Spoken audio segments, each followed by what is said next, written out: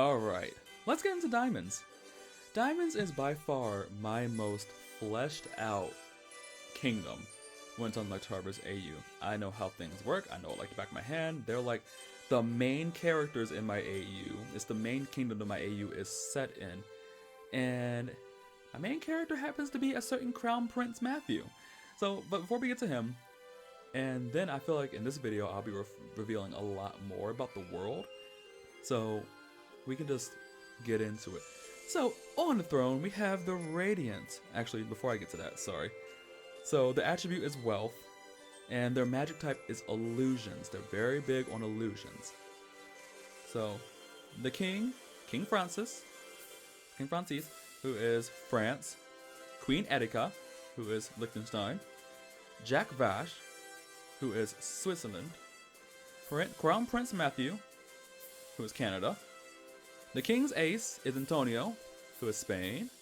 We have the Ace's apprentice, but also the Crown Prince's ace, Lovino. And we also have the other apprentice, who is also the Crown Prince's ace, who is Miguel, who is Cuba. We have the Royal Chef, who's Emma, Belgium. And we have the Royal Fashion Designer / Tailor, who is, pretty sure Alicia? No, Gianna. I named her Gianna, my bad. Who is Gianna. And her husband, Leo, who is the Holy Roman Empire. So yes, both Germany and Holy Rome exist. Yes, they are related, but still. More into how they got here later on. So let's get into the kingdom's layout. Oh gosh, these notes are a little more detailed than everything else. So we have the Diamonds Kingdom is a coastal kingdom. And the kingdom is separated into sections that are referred to as rings. The closer you are to the castle and the beach, well, maybe not the castle and the beach, but the closer you are to the castle, the more rich you are. And so you have like people with a lot of money living in the castle, who are like nobles living in the castle. People who are like wealthy merchants, maybe living on a little bit further away. The farmers on the furthest ring closest to hearts. But just because you're poor does not mean that anyone is like, no one looks impoverished. That's where the magic comes in. But before we get into the magic, Diamonds is the southernmost kingdom, and there's a whole bunch of beautiful beaches. Everyone's all about Diamonds beaches. People like to vacation in Diamonds if their countries are in good relations. And there's a lot of that. So, Diamonds is the wealthiest kingdom. They're the most beautiful, and baby, people love to flaunt that wealth. People love to wear the latest fashion trends. People love to maintain a certain image. It's all about image. People really like to look luxurious and wealthy there. But not everyone has the money. It's like even the people out on the furthest ring, who are the poorest, like to look wealthy and extravagant and wear the latest trends. But what happens when you can't afford the finest silks and things like that? Well, fake it until you make it. It's all about the illusionary magic. So people will change their appearances, or will change their appearance of their home, their outfits, to suit that. Let's say you're a two and you have company over. You're gonna change it so you have this gem encrusted pie. Is it really there? No, but guess what? You have it because it looks like it. But people also change their physical features. It's a very part of the culture to always look young, or to at least look really smooth and silky, for lack of better terms, even when you're older. So we have a lot of unfortunately we have a lot of 60-year-old men and women who like to make themselves look 20 in order to have 20-year-old boyfriends. The funniest thing is when there's two 60-year-olds that get together without playing each other. That kind of thing is very frowned upon. No one likes that. It's very frowned upon to do that. But it happens. Once again, there's no physical brand here.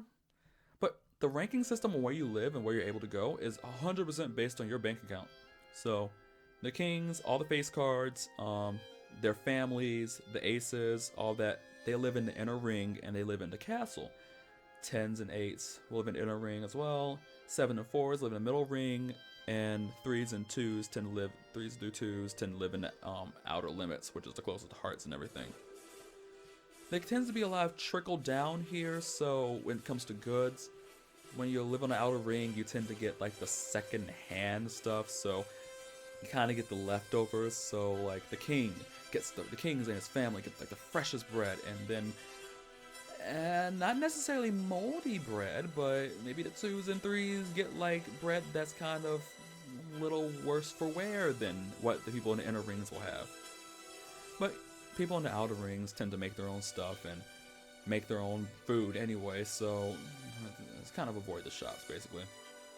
So like I said, the illusion of wealth, the illusion of beauty, very important here.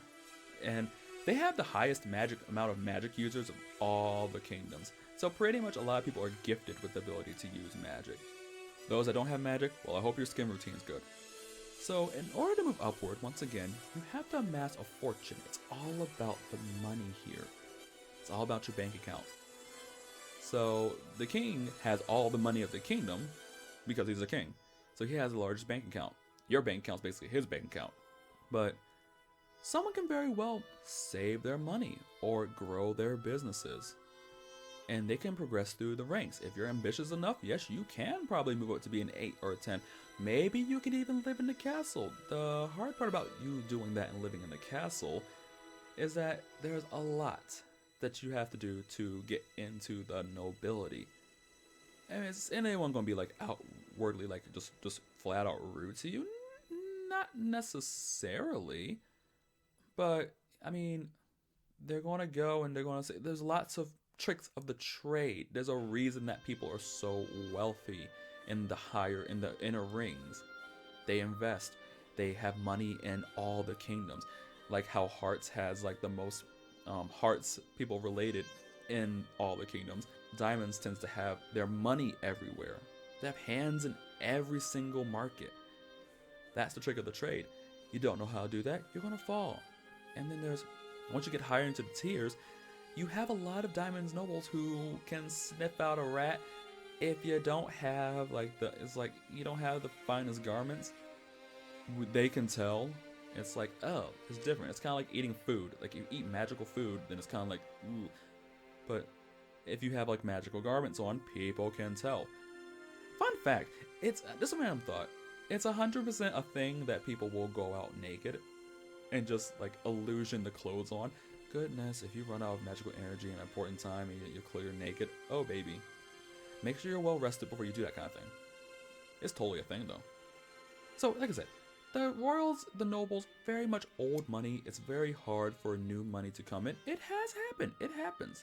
If you're chosen from another kingdom to be in a certain spot, just like Gianna, you're going to get paid like that.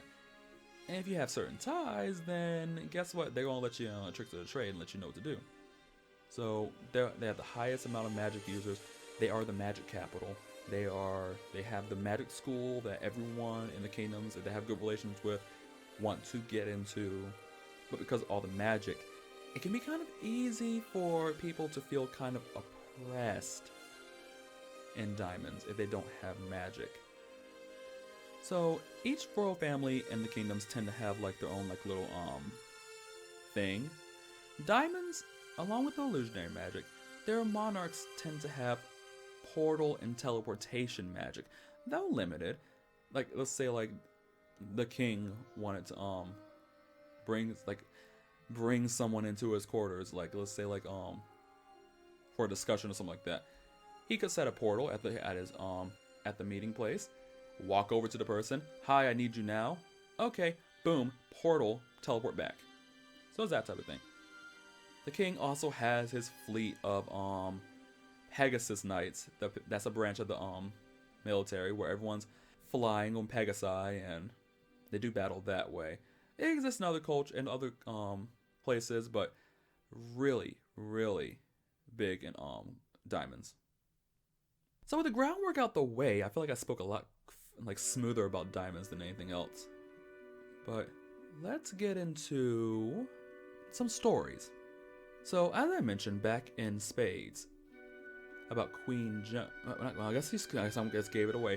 Queen Joan, about Joan, Alfred's mother is Queen Joan. She escaped Spades, came to Diamonds, fell in love with the king, and it was on and popping from there. She did die in childbirth while giving birth to Matthew. But she also had a secret, which comes into play. And it's one of the reasons why Alfred is so sick and is now antagonizing a lot of the kingdoms. And it also leads into where Yao came from, where Kiku came from as well. She's also from that kingdom, which, let's say it now, is the Star Kingdom, from that other universe. And they are dragons. So they're called Manichees, and they can assume the form of a dragon. They have a stone that is used to control that, and do that. Matthew always has a stone that he wears. Alfred doesn't really have that. So it's just something that she never really told King Francis. And she just said, she gave him Matthew's stone, said make sure he doesn't take this off. And then she passes away, and there's a lot of unanswered questions, but Matthew doesn't take it off, so he doesn't have a problem. So King Francis doesn't really he is still in love with his past wife, which understandable, but so he doesn't really do the marriage thing. I mean, he's married to Queen Erica, but it's definitely not romantic or sexual at all. Absolutely not. She's like, what? 12? No, I'm kidding. That's just my go-to, but she's young, and he's like, absolutely not. This is not the thing. And I feel like the Jack would have his head, but even though he's the king, he'd find a way to try it. But, like I said, they're completely platonic. But it doesn't stop him from having a lot of sex. The king gets around. But it's all lust, no love, honestly. He's still in love with his wife, and he just doesn't want to move on from that. His wife, the dragon, that he didn't know was a dragon. So you ask, what does that mean for Matthew? Yes, Matthew's also a Manichee, and so is Alfred. Do the brothers know they're related? Absolutely not. That comes in later. But that comes through later, after the king dies. Let's just be real. I do kill people off in this AU. But when it comes down to when King Francis dies, then it gets revealed that Matthew is a dragon and stuff like that. And we get a little more insight into the disease that Alfred has, which is because he doesn't have that same stone that Joan. I mean, she didn't have a chance to give Alfred his stone. She had to kind of leave him and flee. It's not like it was kind of like she couldn't. There's no way she could have taken him. So we have that. Do I want to say anything else? The court magician is Erica. She is also the court magician. So yeah, all that comes to a point. So, like I said, all that comes to a point. I need to make a game about this. But, so, how Antonio got here. It's if you ask how Antonio got here, he was originally in Hearts with his apprentice, Lovino. But King Francis met with Ludwig and said, I really need an ace. So he said, well, I have someone for that. And then here comes Antonio. But they came as a package deal, and honestly, Ludwig is kind of happy that Lovino is gone because all he does is just antagonize him the entire time, and thank God. So, Lovino's there. He is the ace of Crown Prince Matthew, and so is Miguel, and those two get into it. Lovino and Miguel don't really like each other until later, much later on, they learn to appreciate each other, but Lovino has a smart mouth. Let's just be real. Lovino has a smart mouth, and he's also kind of upset that Miguel is so Lovino's kind of in comparison to Miguel, he's kind of short and lanky, so he's kind of lanky. So and Miguel is big, beefy, and really strong looking, even though they're the same age. And so he really just starts attacking him. He really just attacks him, calls him fat, and calls him a fat ass and everything like that. And then Miguel gets mad and starts lashing out at him and everything. So it's this whole thing. And Matthew, it's kind of almost like Queen Kiku and Sadiq and Heracles. But Matthew's always in the middle, and he's always please don't fight, please stop. It becomes later they learn to appreciate each other. Emma and Antonio are married because yes, for Spa Bell, it's cute. And that's just that's my thing. And then we have, well, I guess I can get into more about Antonio and Emma. So Antonio and Emma, they come in, they fall in, they kind of see each other. They're making eyes at each other like, hey, what's going on? What's going on? So they have all the eyes at each other. They do that. And then, she kind of starts slipping them food. She's kind of the feed to love type. So she kind of like will slip them food and stuff like that. And they go on a date. It's really cute. And then later on, they're married and stuff like that. They get married later on and everything. They cute. They real cute. May have been hard for Antonio to fit into some of his armor at one point, but it was cute. Anyway. Oh, and Queen Erika and Vash, they're here. Very political. King Francis went a long time without a queen. He kind of needs someone to take the load off. He kind of made Erika a queen in training before.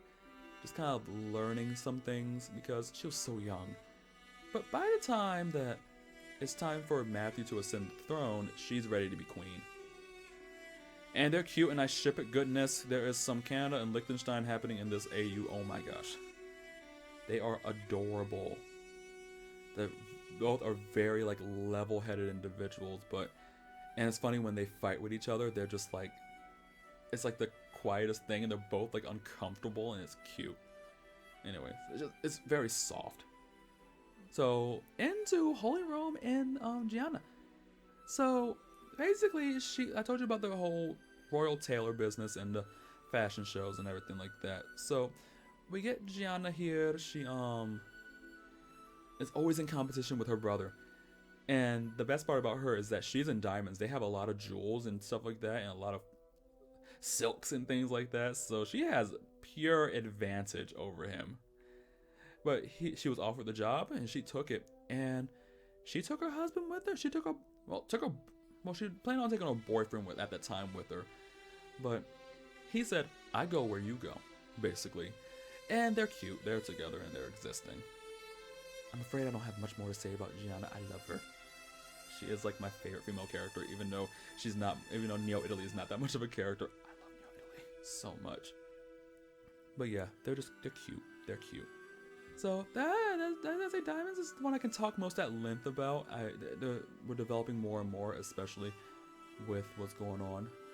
So I think next time I'm probably going to get into like the Joker. I think I explained Jokers. And I really don't have much more to say. Honestly, I don't think there's going to be another video, because I really don't have much more to say. There's not really much more I can go into. And it's like I don't have like there's not a fleshed out Star Kingdom. It's just that that's where people are from. If I were to make a Heta game, I would definitely be able to probably do more with this. There's an overarching story. There's a journey that Matthew has to go on. He grows as an individual, learns to be stronger. He eventually has to, fight with his brother, and it's like this whole like meeting of the minds and ideals and everything like that. And there's a journey to collect certain things. It's basically a Fire Emblem game, but I'm gonna stop rambling about this. This has been my Cardverse AU, and I don't think I have much more to say about it. So I hope you enjoyed. Maybe I'll find inspiration to do a Heta game one day. I don't know. Anyway, I'd like to thank y'all so much for watching. Have a wonderful rest of your day. Love y'all. Protect your peace. Bye.